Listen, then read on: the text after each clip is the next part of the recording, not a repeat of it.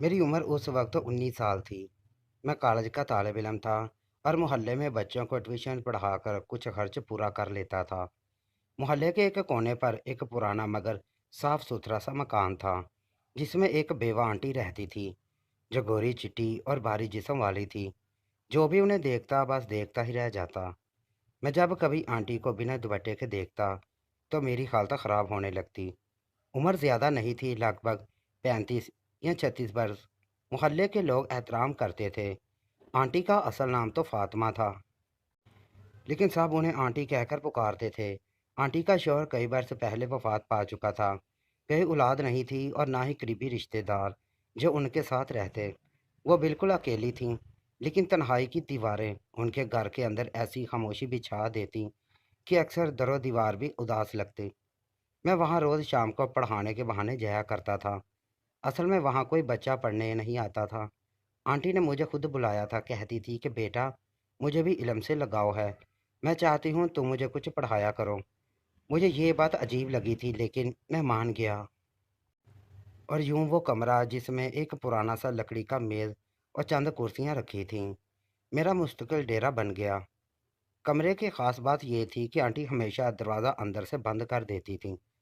शुरू में मुझे खैरत हुई, मगर फिर आदत सी बन गई। आंटी पढ़ाई के बहाने मुझसे घंटों बातें करती, कभी अपने माजी की, कभी तन्हाई की। वो अक्सर कहती थी कि तन्हाई इंसान को अंदर से खा जाती है, आवाज़ें भी अजनबी लगने लगती हैं। मैं खामोशी से सुनता रहता। उनके लहजे में एक अजीब सी उदासी छुपी होती। एक दिन शाम के वक्त मैं पढ़ाने गया तो आंटी कुछ बेचैन सी लग रही थी। उन्होंने बहुत ही बारीक सूट पहन रखा था। मुझे देखते ही बहुत शर्मिंदगी महसूस हुई। वो बिना दुपट्टे के ही थी। बार बार खिड़की के पर्दे हटाकर गली की तरफ देखती, जैसे किसी का इंतज़ार कर रही हों। फिर अचानक बोली, बेटा, आज रात मुझे डर लग रहा है, ना जाने क्यों दिल घबरा रहा है। तुम ऐसा करो, आज मेरे ही घर ठहर जाओ। मैं चौंक गया, मेरे लिए ये गैर मामूली बात थी। मैंने कहा, अम्मी परेशान हो जाएंगी। वो मुस्कुराई, मगर वो मुस्कुराहट भी थकी हुई थी। तू जाकर अम्मी से कहो कि आज मेरी तबीयत कुछ ठीक नहीं और मुझे सहारा चाहिए। उनकी आंखों में अजीब सी इल्तिजा थी। मैं घबरा गया, मगर इनकार न कर सका। घर गया, अम्मी को बताया तो उन्होंने पहले हैरत से देखा, फिर बोली, बेटा, अगर वाकई आंटी की तबीयत ख़राब है तो रुक जाओ, लेकिन ख्याल रखना। मैं वापस आया तो आंटी जैसे पहले ही मेरा इंतज़ार कर रही थी। उन्होंने हाथ में एक पैकेट रखा हुआ था। मेरा ध्यान पड़ते ही उन्होंने वो पैकेट अलमारी में छुपा दिया। मैं जान गया था कि वो पैकेट किस चीज़ का है। मैं इतना बच्चा भी नहीं था, मैं जानता था कि शादीशुदा वो पैकेट इस्तेमाल करते हैं। उन्होंने दरवाज़ा अंदर से बंद किया और हल्की सी मुस्कुराहट के साथ कहा, शुक्रिया तुम रुक गए। रात के खाने के बाद हम दोनों कमरे में बैठ गए। बिजली गई हुई थी। कमरे में एक लालटेन जल रही थी, जिसकी रोशनी दीवानों पर अजीब साए बना रही थी। बाहर गली में खामोशी छाई थी। सिर्फ कुत्तों के भौंकने की आवाज़ कभी कभार सुनाई देती।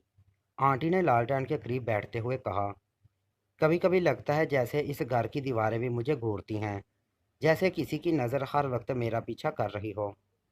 मैंने उन्हें तसल्ली दी, आंटी ऐसा कुछ नहीं है, ये बस वहम है। वह सर हिलाकर चुप हो गई, मगर उनकी आंखों में अब भी खौफ की झलक थी। आधी रात डल रही थी। मैंने कहा, आंटी, अब सो जाएं, मैं यहीं सोफे पर सो जाऊंगा। उन्होंने इस बात में सर हिलाया और उल्टा होकर लेट गई। वो ऐसे बेहुदा होकर लेटी थी कि मैं अपनी नज़रें चुराने पर मजबूर हो गया, लेकिन उनकी नज़रें मुझसे हट ना रही थीं। रात शायद 2 बजे का वक्त था। कमरा नीम अंधेरे में डूबा हुआ था और मैं हल्की सी ऊंघ में था। अचानक दरवाजे पर जोरदार दस्तक हुई। मैं घबराकर उठ बैठा। आंटी का चेहरा जर्द पड़ गया। कौन हो सकता है इस वक्त? उन्होंने कांपती हुई आवाज़ में कहा। मैंने संभल कर जवाब दिया, शायद कोई पड़ोसी हो।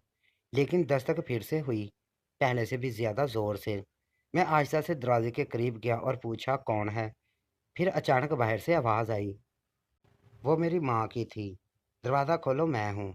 मेरे पैरों तले से ज़मीन निकल गई। मेरी माँ इस वक्त यहाँ? मैंने कांपते हाथों से कुंडी खोली। दरवाज़ा खुला तो सामने अम्मी खड़ी थीं। उनके चेहरे पर गुस्सा और खैरत एक साथ नक्श था। ये क्या हो रहा है? तुम यहाँ इस वक्त? मैं कुछ कहने ही वाला था कि अचानक मेरी नज़र अम्मी के पीछे गई। वहाँ गली के मोड़ पर एक साया खड़ा था, लंबा सा, जैसे कोई हमें देख रहा हो। अम्मी के अचानक दरवाजे पर आ जाने से मेरी सांसें रुक सी गई थी। आंटी की आंखों में हैरत, खौफ और शर्मिंदगी एक साथ झलक रहे थे। अम्मी ने अंदर कदम रखते ही मेरी तरफ गुस्से से देखा और सख्त लहजे में कहा, रात के इस पहर यहाँ क्या कर रहे हो और दरवाज़ा बंद क्यों किया था? मेरी जुबान जैसे बंद हुई थी। कुछ कहने की कोशिश की मगर लफ्ज़ गले में अटक गए। आंटी ने आगे बढ़कर बात संभालने की कोशिश की। बाजी, असल में मेरी तबीयत ठीक नहीं थी, डर लग रहा था। मैंने उसे कहा कि आज रात रुक जाए। आप फिक्र ना करें, बस यही वजह है। अम्मी ने गहरी नज़र से आंटी को देखा, फिर मेरी तरफ रुख किया। उनकी आंखों में शक था, जैसे वो किसी हकीकत को परखने की कोशिश कर रही हों। मैंने हिम्मत करके कहा, अम्मी सच यही है। आंटी को डर लग रहा था, इसलिए मैं रुक गया। अम्मी ने कुछ न कहा, वो अंदर आकर सोफे पर बैठ गई और कमरे को गौर से देखने लगी। इसी लम्हे मैंने फिर गली की तरफ देखा। वो साया अब भी वहाँ मौजूद था, लंबा साकत, जैसे किसी मुजस्मे की तरह खड़ा हो। मेरी नज़र पड़ी तो दिल ज़ोर से धड़का। मैंने अम्मी को इशारा किया, अम्मी बाहर कोई खड़ा है। अम्मी फ़ौरन दरवाजे के करीब गई मगर जब पर्दा हटाकर बाहर देखा तो गली खाली थी। अंधेरा और खामोशी के सिवा कुछ नहीं था। अम्मी ने तेज़ लहजे में कहा, यह वहम है, तुम दोनों डर के मारे साए देख रहे हो। लेकिन मेरा दिल मानने को तैयार नहीं था। मुझे यकीन था कि कोई था। आंटी ने सर झुका लिया, उनके हाथ कांप रहे थे। अम्मी ने सख्त लहजे में कहा, मैं आज यहीं रहूंगी, देखती हूँ कौन सा डर है जो ख़त्म नहीं होता। ये कहकर उन्होंने बिस्तर पर बैठने की तैयारी की। आंटी खामोश खड़ी रही। कुछ लम्हे बाद वो आयशा से बोली, बाजी, आप नहीं जानती, इस घर में कई सालों से अजीब वाक़यात हो रहे हैं। कभी दरवाजे खुद ब खुद बंद हो जाते हैं, कभी रात को किसी के कदमों की आवाज़ आती है। अम्मी ने हैरानी से पूछा, क्या मतलब? आंटी की आंखों में आंसू आ गए। मेरे शौहर की वफात के बाद से ये सब शुरू हुआ। लोग कहते हैं उनकी मौत हादसा नहीं थी, कोई और कहानी थी। लेकिन मैंने हमेशा इन बातों को दबाया। अम्मी और मैं शिश्ता रह गए। रात आहिस्ता आहिस्ता गुजरती रही। कमरे में खामोशी थी, लेकिन बाहर से हल्की हल्की आहटें सुनाई देती थीं, जैसे कोई चल रहा हो। कभी खिड़की हिलती, कभी सहन में से कोई सरसरी आवाज़ आती। अम्मी सख्ती से जागती रही। मैं और आंटी सहमे बैठे थे। अचानक बावर्ची खाने से बर्तन गिरने की आवाज़ आई। सब चौंक गए। अम्मी ने फौरन लालटेन उठाई और बावर्ची खाने की तरफ बढ़ी। मैं भी पीछे गया, लेकिन जब अंदर देखा तो कोई ना था। सिर्फ एक पुरानी प्लेट ज़मीन पर टूटी पड़ी थी। अम्मी ने कहा, यह सब हवा के झोंके हैं। लेकिन आंटी की सांसें तेज़ हो गईं। उन्होंने धीमे लहजे में कहा, नहीं बाजी, ये सब वही है, वही जो मुझे हर रात डराता है। अम्मी ने सख्त लहजे में कहा, कौन है वो? साफ साफ बताओ। आंटी कुछ लम्हे खामोश रही, फिर आयशा से बोली, मेरे शौहर की मौत के पीछे मेरे अपने ही रिश्तेदारों का हाथ था। ज़मीन जायदाद के झगड़ों में उन्होंने उन्हें ख़त्म कर दिया, मगर उनकी रूह शायद अभी सुकून में नहीं है। रात को अक्सर ऐसा लगता है जैसे वो वापस आकर मुझे देख रहे हों। अम्मी ने गुस्से से कहा, यह सब वहम है, लेकिन अगर कोई इंसान है तो हमें पता लगाना होगा। उसी लम्हे बाहर गली से फिर आहट आई, जैसे कोई आहिस्ता आहिस्ता चल रहा हो। मैंने खिड़की के सुराख से झांका और इस बार वो साया साफ नजर आया। ये कोई भूत नहीं था, ये एक आदमी था, लंबा तिरंगा, चेहरा कपड़े से ढका हुआ। वो घर की दीवार के करीब दबक कर खड़ा था। मैंने अम्मी को फौरन बताया। अम्मी ने कहा, दरवाज़ा मत खोलो, ये सब किसी की साजिश का हिस्सा है।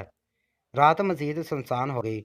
बाहर हवा चल रही थी, दरख्तों की शाखें खिड़की से टकरा रही थी। मैं बार बार इस साय को देखता, जो कभी गायब हो जाता और कभी फिर से नजर आता। आंटी रो पड़ी, वो मुझे ख़त्म कर देंगे, जैसे उन्होंने मेरे शोहर को ख़त्म किया था। अम्मी ने उनका हाथ थामा, जब तक मैं हूँ कोई तुम्हें कुछ नहीं कह सकता। मगर मुझे लग रहा था खतरा करीब है, जैसे कुछ होने वाला है। रात का पिछला पहर था। अचानक दरवाजे पर जोर से दाड़ की। ऐसा लगा जैसे कोई तोड़ने की कोशिश कर रहा हो। हम सब चीख उठे। अम्मी ने जल्दी से अलमारी से लोहे की छड़ी निकाली और दरवाजे के करीब खड़ी हो गई। आवाज़ के साथ साथ किसी की भागने की चाप भी सुनाई दी। मैंने हिम्मत करके दरवाज़ा खोला और बाहर झांका। गली सुनसान थी, मगर ज़मीन पर एक कपड़ा गिरा हुआ था, काला निकाब जैसा। मैंने उसे उठाया तो दिल हिल गया।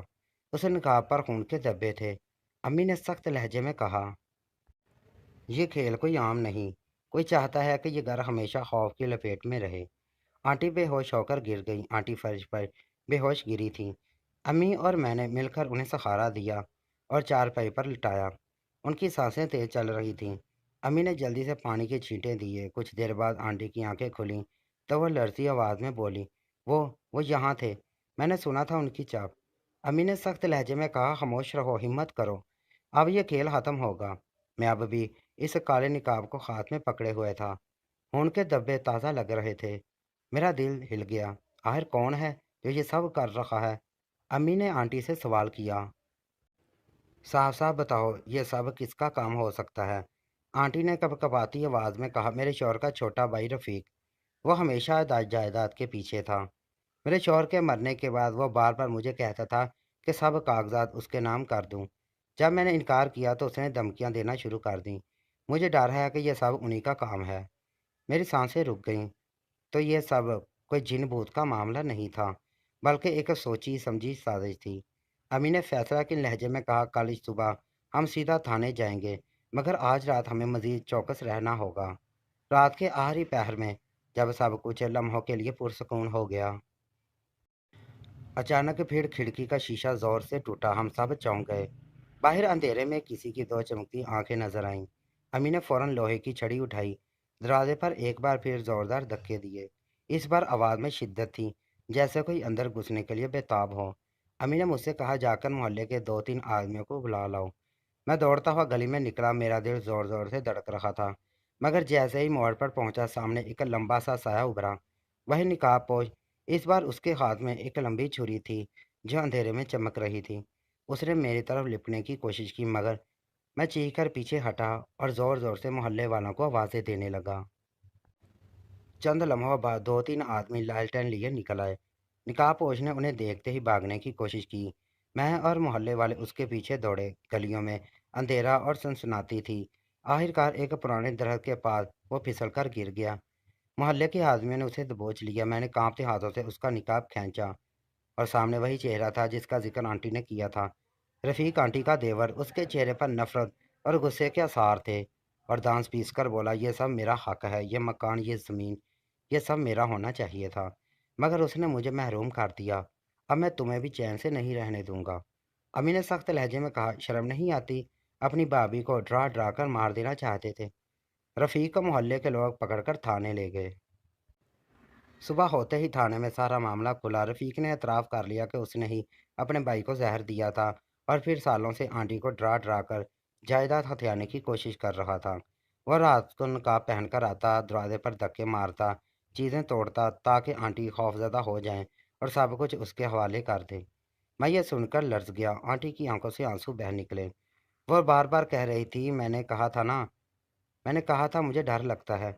अम्मी ने उनका हाथ थामा और तसल्ली दी। इस वाक़ये के बाद मोहल्ले में हलचल मच गई। सब हैरान थे कि जिस रफ़ीक को वो एक सीधा-सा आदमी समझते थे, वो अंदर से इतना खतरनाक निकला।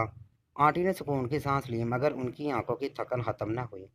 सालों की अज़ियत और खौफ़ ने उन्हें अंदर से तोड़ दिया था।